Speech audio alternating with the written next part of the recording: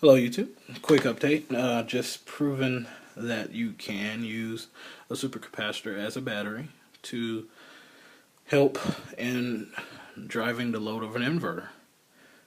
Cool thing here, I did prove it with 24 volts, but 48 volts should be the same.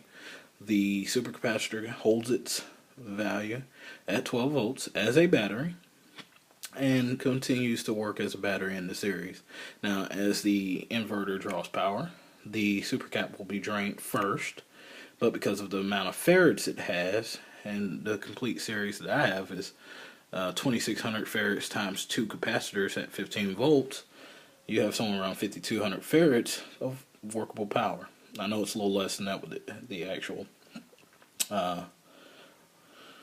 math behind it, but when it comes down to it, it's a really good concept because you know, if an inverter's pulling 100 amps, it'll draw it directly from the supercaps, and then the supercaps will slowly draw their voltage back into the capacitor, which in turn means that a compressor coming on with a large load of 400 amps for 10 seconds will draw the capacitor first. And as the voltage levels out, by the time that it does, the batteries will have had the supercap right back where it needs to be without damaging the cap. So something new, something for a few of you YouTubers to try.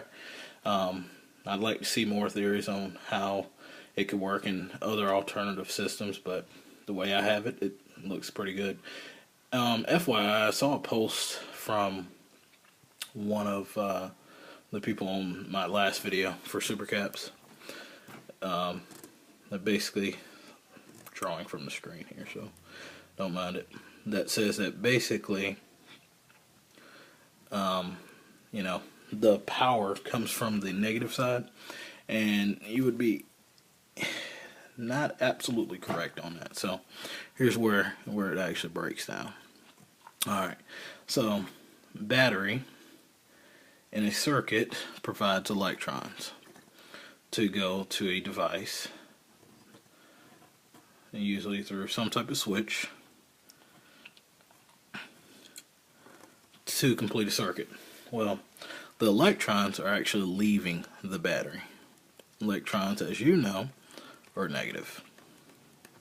Now, the reason that we fuse the positive side of the battery is because as the electrons leave, they actually leave the positive side. Now, probably that doesn't make any sense, but if you think about it, you're draining electrons from the battery. So as they're leaving, you're negativing a negative, and in turn you're taking electrons away from the battery. That's where the power comes in, which is, like I said, why you always fuse it on the positive side, because that's where the electrons are coming from. If you've ever touched a battery, you'll also notice that the end that gets hot is actually the positive end.